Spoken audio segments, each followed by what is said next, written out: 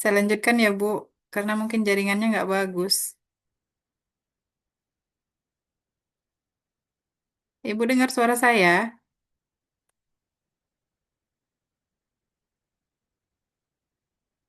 Nah, apa ini?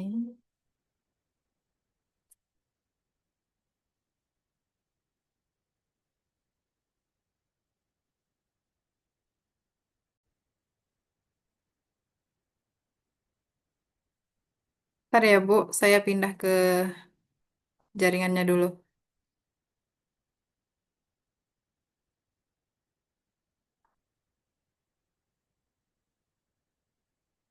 Ibu dengar suara saya? Putus-putus ya, Bu?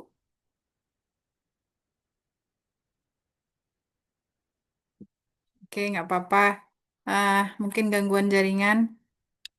Iya, apa kabar Ibu Susanti? Ibu kelas RPL ya? Iya, Bu. Alhamdulillah sehat. Ya, Alhamdulillah. Baik, Ibu, pada hari ini pertemuan pertama, saya mau menyampaikan kesepakatan perkuliahan kita dulu, eh, yang mana di pertemuan pertama ini, hmm, kita membahas tentang apa yang akan kita bahas atau apa yang akan kita eh, laksanakan selama satu semester ini, gitu. Nah, jadi eh, di pertemuan pertama ini ada tentang kontrak kuliah, RPS, relevansi buku referensi, serta apa sih yang dimaksud dengan konsep teori belajar dan pembelajaran pada anak usia dini. Nah, kontrak perkuliahan itu di sini Ibu nanti bisa juga mendownload sendiri materinya yang ada di portal. Ibu sudah bisa mengaksesnya sendiri. Di sini mahasiswa wajib hadir sebanyak 80% dari total per pertemuan. Pertemuan kita itu ada 16 pertemuan perkuliahan seperti biasa, itu sudah memang peraturan akademiknya. Kemudian mahasiswa aktif berpartisipasi dalam kelas ya karena memang mahasiswanya cuma ibu ya kita seperti eh, bimbel lah jadinya ya, tapi tidak mengapa, begitupun nanti kita tunggu mungkin akan ada menyusul yang lainnya gitu. Kita sesuai kita sesuai portal aja. Karena memang sini sudah masuk, jadi kita ikuti apa yang ada di portal. Kemudian tugas dikumpulkan tepat waktu sesuai dengan jadwal yang telah ditentukan. Nah, kita tetap ada tugas UTS dan UAS. Bagaimana teknisnya nanti akan kita komunikasikan selanjutnya. Nah, di sini Ibu diwajibkan ya kehadiran ini jika memang misalnya Ibu tidak bisa hadir atau terlambat, mohon kita komunikasi di grup atau di WA seperti itu. Kemudian ya sama seperti kelas-kelas yang lain, mahasiswa berpenampilan rapi sesuai dengan eh, konsepnya ketika kita mau kuliah. Kemudian yang terakhir itu berkompeten untuk mematuhi dan mengamalkan visi misi tujuan Unpap gitu ya, visi misi program studi, 7 nilai dasar yayasan dan apa namanya? Dan budaya Unpap dalam sikap perilaku serta seluruh aktivitas akademik maupun non-akademik seperti itu. Ah, Kriteria penilaiannya ada kehadiran di sini 10%, ada tugasnya 20, UTS-nya 30, dan UAS-nya 40%.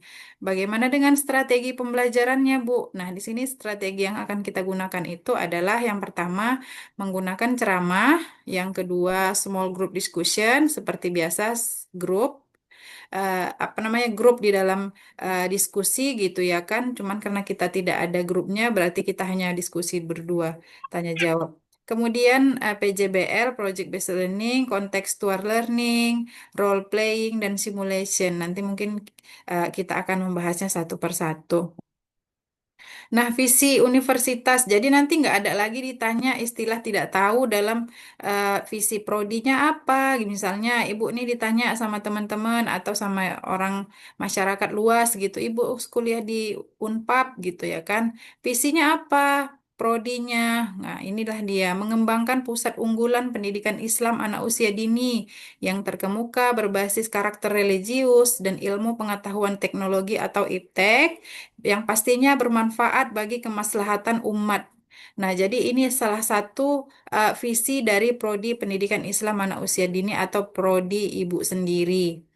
Nah, kemudian misinya ada visi berarti ada misi. Nah, jadi misinya itu adalah melaksanakan pengabdian, ya kan, sesuai dengan Piagam Pancabudi. Jadi nanti suatu saat ketika ibu diajak dosen untuk pengabdian, ibu harus siap gitu ya kan, karena ini salah satu misi dari universitas. Mengembangkan IPTEK, kemudian melaksanakan pendidikan, penelitian dan pengabdian, kemudian mendorong fungsi kekhalifahan dalam mewujudkan kebahagiaan kehidupan di setiap manusia dalam dimensi dunia dan di akhirat. Dah, nah yang terakhir ini adalah melestarikan sumber daya alam lingkungan. Kemudian kalau itu tadi misi dari universitasnya, nah sekarang misi dari prodi ibu sendiri, prodi Pendidikan Islam Anak Usia Dini. Sama dia ada melaksanakan kegiatan pendidikan, penelitian dan pengabdian sesuai dengan bidang keilmuan. Yang pasti bidang keilmuan kita itu pendidikan Islam anak usia dini. Nah, jadi nanti ketika ibu diajak untuk melakukan kegiatan penelitian atau pengabdian oleh tim dosen, jadi jangan terkejut lagi. Kenapa ada pengabdian? Karena ini adalah salah satu misi dari Prodi Pendidikan Islam Anak Usia Dini. Penguatan tata pamong dan tata kelola, mengembangkan sumber daya manusia, meningkatkan kuantitas dan kualitas, ya kan? Kemudian membangun, ya kan? Membangun kerjasama dalam bidang apa, Bu? Bisa pendidikan, penelitian, dan pengabdian, baik itu tingkat nasional maupun internasional. Nah, selanjutnya ada 10 nilai tamadun di Unpad. Jadi Unpad itu ada namanya tamadun gitu. Apa nilai yang terkandung di dalam tamadun itu sendiri? Ini khusus untuk universitas. Nah, nanti Ibu bisa eh, baca lagi. Saya hanya membacanya secara poin-poinnya saja. Jadi dalam kehidupan kampus itu dan dalam aktivitas sehari-hari, baik itu sivitas akademik maupun dosen gitu harus mampu menjadi masyarakat ya yang memiliki etika sih bahasanya yang sering kita lakukan, yang sering kita sebutkan pada saat ini, yaitu memiliki sopan santun yang tinggi gitu. Jadi eh, sopan itu, sopan santun itu salah satu poin yang paling penting di dalam Tamadun Unpad. Kemudian yang kedua, seluruh sivitas akademika baik dosen maupun non-dosen atau admin lah bahasanya gitu ya, melaksanakan pengajian Al-Quran secara berkala dan terukur dan memperingati hari-hari besar Islam, berpakaian berbusana Muslim, eh, seminggu sekali pada hari Jumat. Ya, sebenarnya Muslim itu berpakaian Muslim itu setiap hari ya. Cuman ada mungkin pada hari Jumat itu kayak harus pakai baju kurung, misalnya pakai baju syar'i, misalnya seperti itu. Ya, seluruh sivitas akademika harus mengamalkan piagam Pancabudi, Mutiara, Hikmah, 7 nilai darah yayasan, visi misi yang tadi dan lain sebagainya. Ini juga mengamalkan budaya bersih, ya kan? Bersih, hemat energi, itu sangat penting. Hemat energi salah satunya kalau bagi mahasiswa kalau di kamar mandi ya, kalau airnya sudah penuh tolong dimatikan gitu. Itu salah satu contohnya aja. Kemudian ya, ini budaya di Unpad itu bersih dan hemat energi. Jadi bersih itu sebagian dari iman dan hemat energi itu juga tidak boleh apa namanya kebiasaan yang sering dilakukan oleh Rasulullah SAW. Jadi kalau ada listrik yang tidak digunakan ya dimatikan saja gitu. Kalau ada proyektor setelah selesai kuliah ya dimatikan gitu. Jadi tidak membuang-buang energi. Oke, jadi masuk ke rencana pembelajarannya. Loh. Oke, bentar. Oke, maaf ya, Bu. Jadi rencana pembelajarannya itu adalah eh ini mata kuliah teori belajar dan pembelajaran pendidikan anak usia dini, Fakultasnya Agama Islam dan Humaniora. Kita ini selama 3 SKS, 3 SKS ya. Jadi kemampuan akhir yang diharapkan apa? Yang pertama, Ibu disuruh menganalisis konsep dasar dan pembelajaran. Menganalisis, Ibu disuruh menganalisis. Jadi Ibu harus mampu menganalisis konsep belajar dan pembelajaran.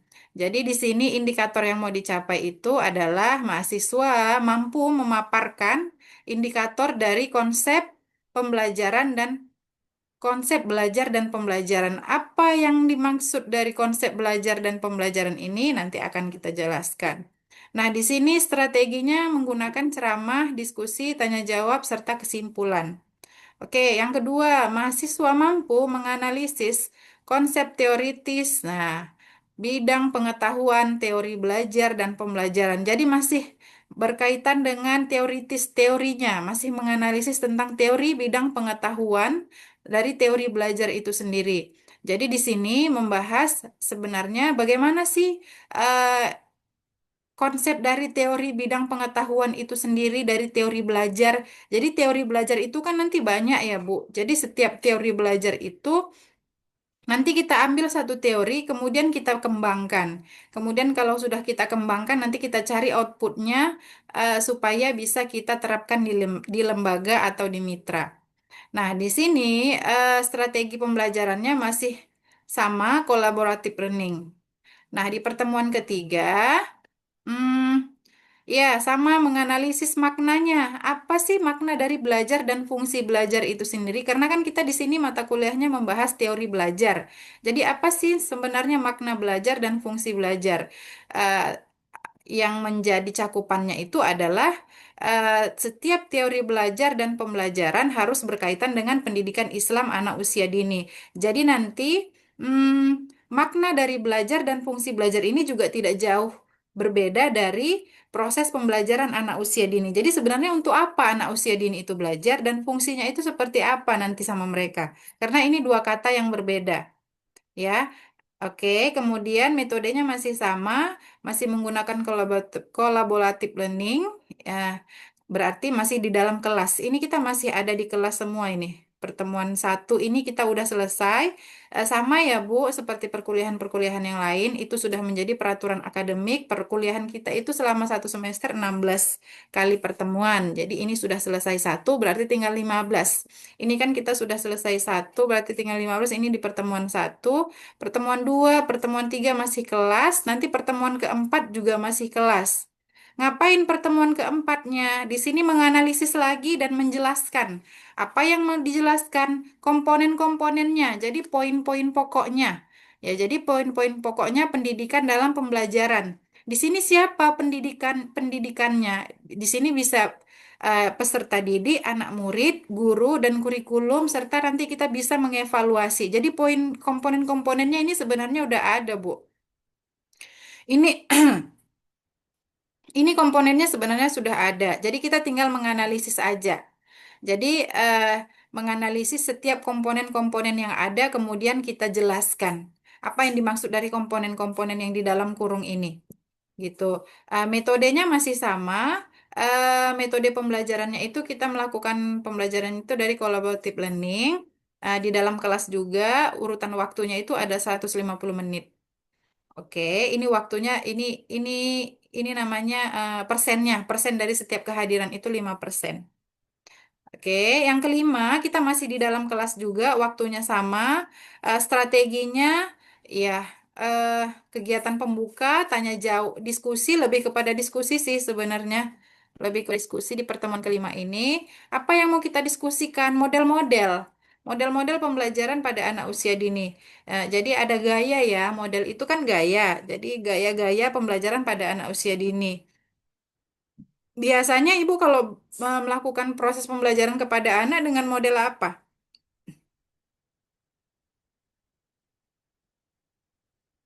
Bu. Apa Bu?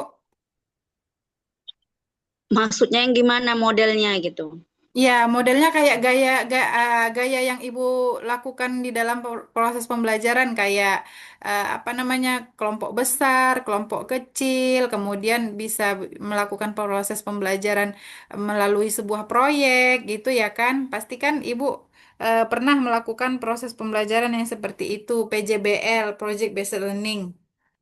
Jadi setiap model itu harus, Tubuh gitu, Bu. ya. Jadi model-model pembelajaran anak usia dini ini juga nanti akan kita bahas. Apa yang akan dibahas? Pembahasan kajian model-model di dalam pembelajaran. Jadi di setiap pembelajaran itu biasanya apa ya? Mempunyai makna-makna tersendiri gitu. Model, model itu kan gaya gitu. Jadi tidak monoton apa namanya? Baca, tulis, hitung gitu. Jadi ada model atau ada gaya yang harus kita perankan kepada anak sehingga membantu mereka untuk meningkatkan apa? Minatnya, prestasi, kemudian eh, apa? Iya, minat, prestasi belajar, kemudian kemauan datang untuk ke sekolah gitu. Apa namanya, nggak malas lah gitu anak untuk datang sekolah. Jadi tidak melahirkan kebosanan atau melahirkan kejenuhan. Seperti itu. Ya, jadi apa yang mau kita bahas yaitu tentang model-modelnya. Ya, itu di pertemuan kelima. Sedangkan di pertemuan keenam, di sini mampu menganalisis teori. Nah, kita sudah masuk kepada teori belajar, behaviorisme, kognitivisme, konstruktivisme. Nanti akan banyak pandangan-pandangan teori belajarnya dari beberapa para ahli. Ini nanti akan kita bahas, apa namanya, dari sudut pandang yang berbeda. Dan behaviorisme ini juga nanti bisa merujuk kepada keperkembangan kognitif, afektif, sosial emosional, dan lain sebagainya. Jadi pandangan pandangan behaviorisme ini sebagai benang merahnya. Jadi nanti dia akan eh, mengerucut ke bawah tentang perkembangan-perkembangan anak gitu. Jadi benang merahnya di sini pandangan behaviorisme. Oke, sama masih prosesnya di pertemuan keenam itu ada di dalam kelas. Eh, Waktunya 150 menit. Nah, dengan efisiensi penilaian 5%. Strategi yang digunakan itu seperti apa? Ya, strateginya kegiatan pembuka, melakukan tanya jawab, seperti biasa ya Bu, diskusi, kesimpulan, kegiatan penutup, memberikan penguatan atas pembelajaran. Nah, masuk di pertemuan ketujuh. Di pertemuan ketujuh ini adalah diminta kita membahas teori belajar lagi. Teori belajar lagi menurut pandangan kognitif. Nah, tapi ini menurut pandangan kognitif. Kalau tadi behaviorisme, ada behaviorisme, nanti ada juga itu turunannya kognitivisme. Jadi kalau ini dia masuk ke pandangan kognitif. Itu terpen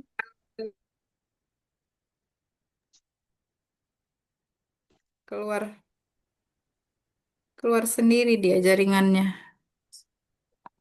Ya, Bu, banyak putus-putusnya. Iya, jaringannya.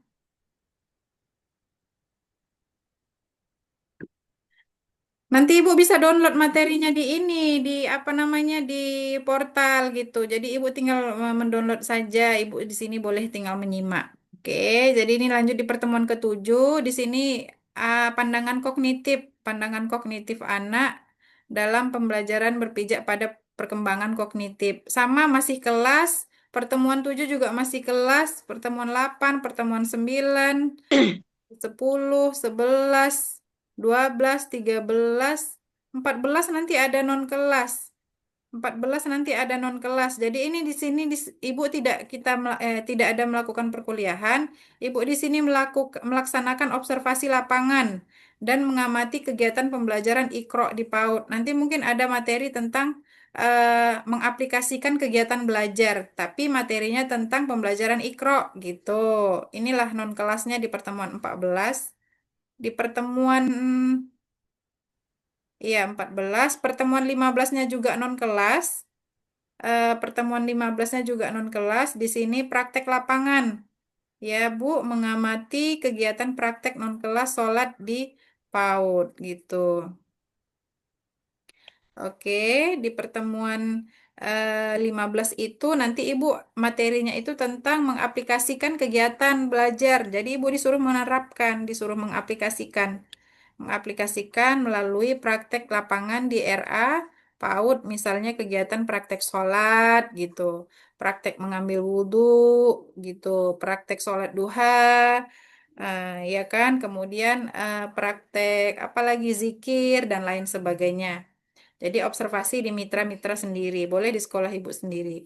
Nah, nanti di pertemuan 15 jadi ada ujian akhir dalam bentuk laporan observasi. Jadi nanti ujiannya diminta untuk mengumpulkan laporan-laporan observasi yang ada di pertemuan 14 dan pertemuan 15.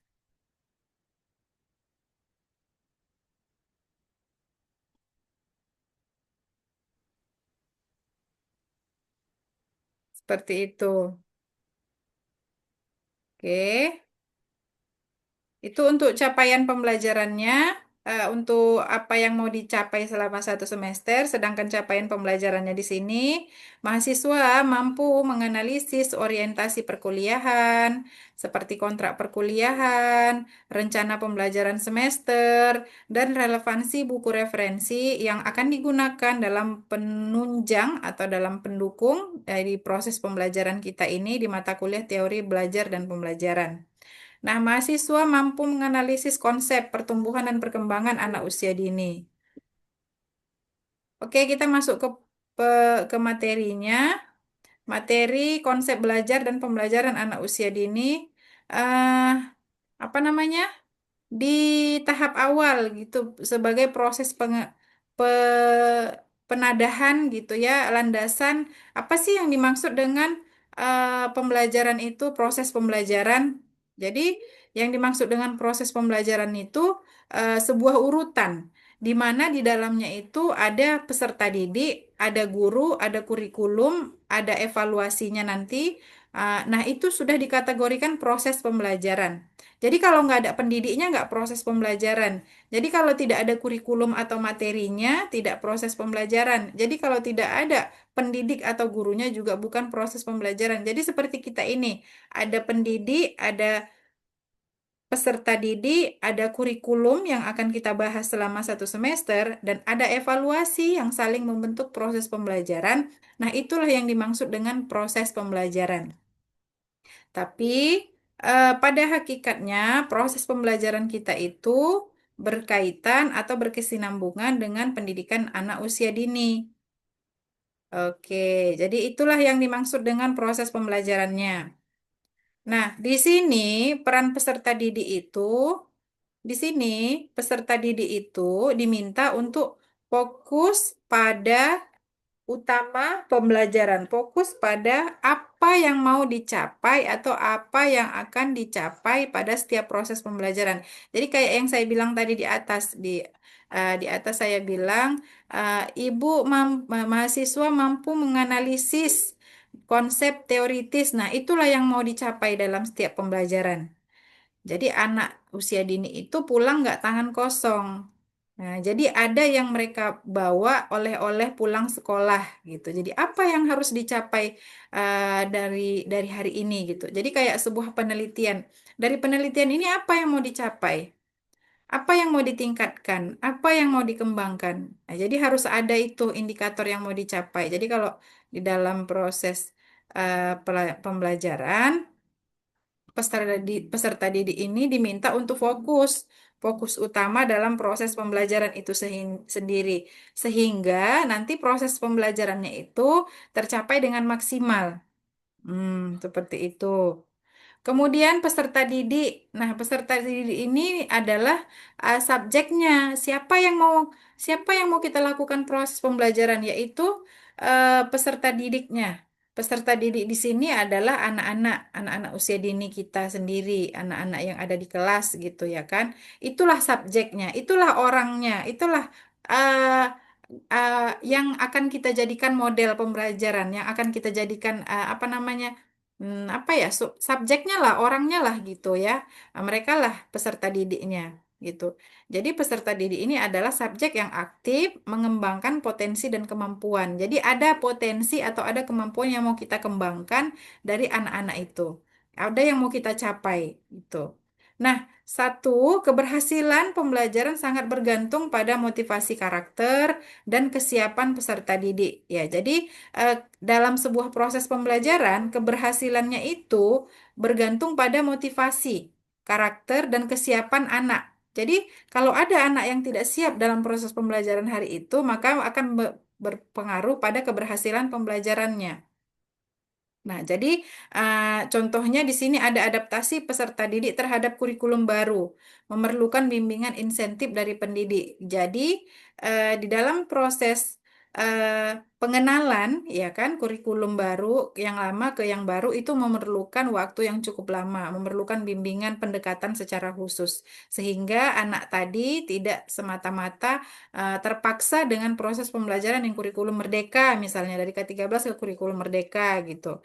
Itu kan agak susah di dalam cakupan pendidikan anak usia dini. Di sini kemudian peserta didik adalah subjek yang aktif mengembangkan, oh ya, masih sama. Oke. Pendidik di sini eh, motor penggerak proses pembelajaran. Pendidik di sini guru ya, Bu, guru ibu seperti ibu sendiri. Nah, di sini guru sebagai fasilitator dan pengarah pembelajaran yang efektif. Kemudian yang kedua, di sini guru memiliki atau meliputi atau harus mempunyai apa apa harus punya apa, Bu? Perencanaan. Jadi kalau sebelum masuk kelas itu, guru itu harus punya perencanaan dulu, pelaksanaannya dulu, dan evaluasi pembelajaran sesuai kurikulum. Jadi kalau kita nggak punya itu, kita nggak bisa belajar. Jadi contoh nih, saya kasih contoh. Guru harus mampu mengubah strategi pembelajaran mengikuti perkembangan teknologi dan kebutuhan peserta didik. Ya, jadi juga di sini guru harus mengikuti ipteknya. Kayak sekarang itu kan setiap sekolah sudah ada TV besar ya, Bu. Jadi mungkin uh, bisa melibatkan anak-anak untuk menggunakan TV besar itu. Nah, di sini juga peran guru meliputi perencanaan tadi saya bilang. Perencanaan itu kalau kita mau masuk kelas, apa yang akan kita sampaikan? Kita harus punya rencana. Nah, setelah kita rencanakan, kita laksanakan. Itulah yang dimaksud dengan pelaksanaan. Nah, setelah dilaksanakan, jangan lupa pula kita mengevaluasinya. Dievaluasi uh, pada proses pembelajaran yang sudah kita sampaikan tadi. Jadi sehingga ada balance antara perencanaannya, ada pelaksanaannya, dan ada evaluasi terhadap proses yang sudah kita lakukan tadi. Itu sehingga ada hasil nanti di belakang. Nah, kemudian bentuk evaluasi atau bentuk pengukuran keberhasilan dalam proses pembelajaran itu ya kan mengukur ya untuk sejauh mana tujuan pembelajaran kita itu berhasil gitu. Sejauh mana evaluasi kita berhasil dalam proses pencapaian hasil belajar anak. Jadi bentuknya itu harus bentuk pengukurannya itu harus ada gitu. Nah, ini ada bentuk evaluasinya untuk mengukur keberhasilan belajar tadi, ada bentuk evaluasi yaitu ada formatif, sumatif dan autentik. Kemudian, contoh penilaiannya itu penilaian berbasis proyek, portofolio untuk mengukur keterampilan dan sikap peserta didik. Jadi di sini Ibu bisa membuat sebuah proyek. Misalnya proyek membuat pencampuran warna, proyek membuat apalagi namanya macam lah itu ya yang sering kita buat di sekolah sama anak itu bisa dijadikan.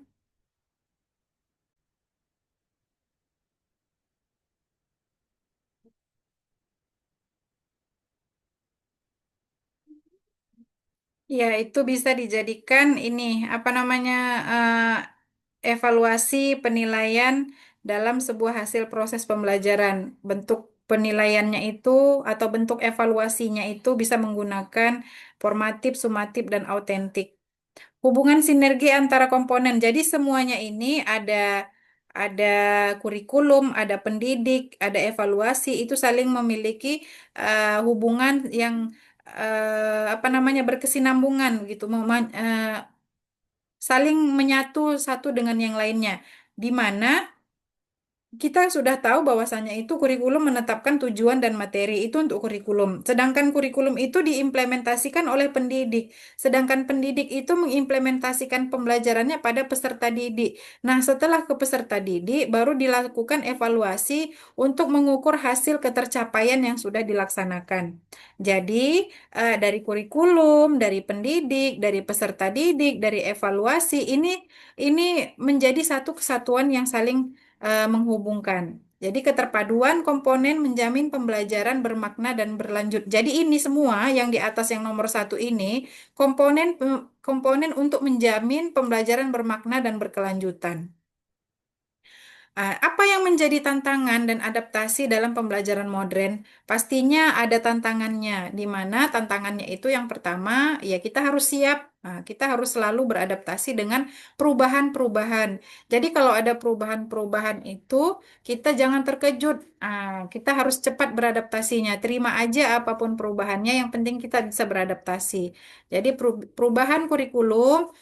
Kita diminta menuntut pendidik atau kita dan peserta didik cepat beradaptasi. Contohnya kita. Jadi kalau misalnya uh, dari kurikulum K13 ke kurikulum Merdeka, kita harus siap beradaptasi dan kita terus belajar. Karena sumber belajar sekarang itu sangat banyak dari media teknologinya, dari iptek itu sendiri media sumber belajar kita sudah banyak. Kita tinggal mencari saja.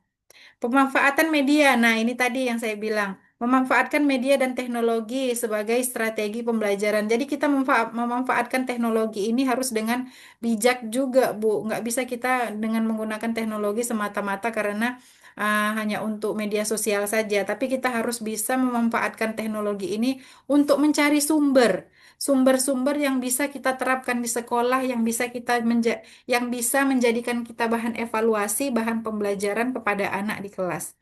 Kemudian setelah kita memanfaatkan media dan teknologi, kita juga harus mengevaluasi. Mengevaluasi harus inovatif dan mengakomodasikan berbagai gaya belajar dan kompetensi. Jadi, proses dan gaya belajar itu tidak hanya uh, monoton seperti itu saja. Kita bisa mengkolaborasikannya dengan berbagai cara.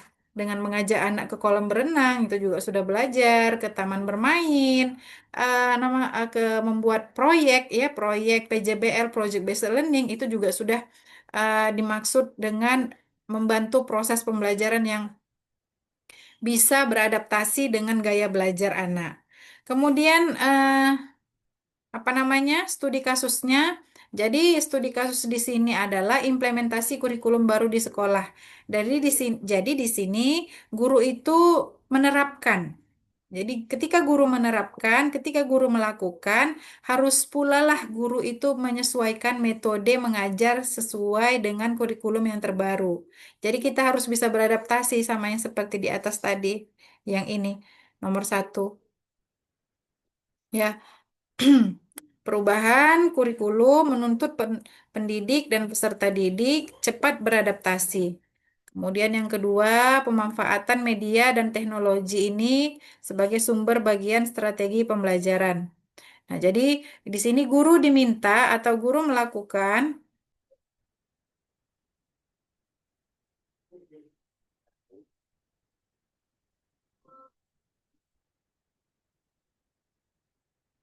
ya, guru melakukan atau guru menerapkan penyesuaian metode mengajar sesuai dengan kurikulum baru. Jadi di sini diminta guru cepat beradaptasinya meskipun perubahan-perubahan itu terus ada setiap saat. Gitu ya, Bu ya. Kemudian di sini anaknya atau peserta didiknya menunjukkan peningkatan peningkatan dalam motivasi, prestasi, minat belajar, hasil belajarnya. Jadi di sini harus menunjukkan peningkatan. Jadi kalau tidak ada menunjukkan peningkatan, di sini guru bisa merefleksi ulang bagaimana sih sebenarnya proses pembelajaran yang sudah dilakukan, yang sudah diterapkan sebelumnya, sehingga mempengaruhi proses belajar anak. Kemudian di sini evaluasi berkelanjutan. Evaluasi berkelanjutan. Evaluasi berkelanjutan ini maksudnya seperti apa?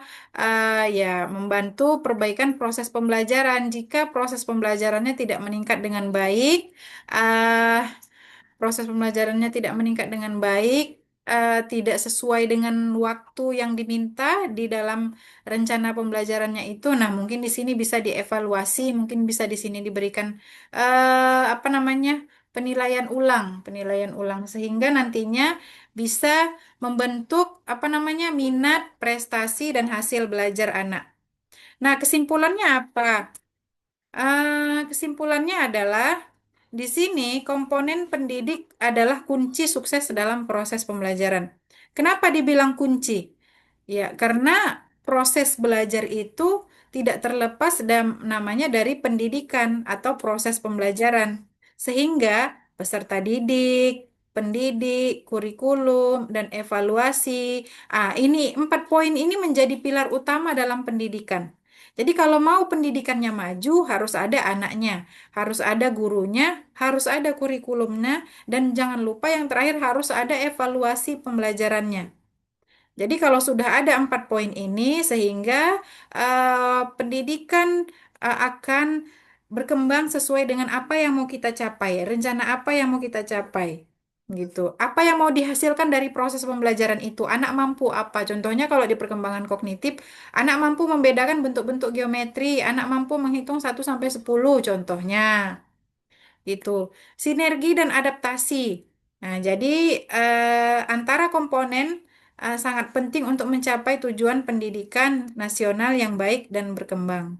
Mari kita terus kembangkan integritas komponen ini demi masa depan pendidikan yang baik dan lebih baik lagi. Oke, Bu, inilah yang eh, menjadi paparan di pertemuan pertama. Ada yang mau Ibu tanyakan?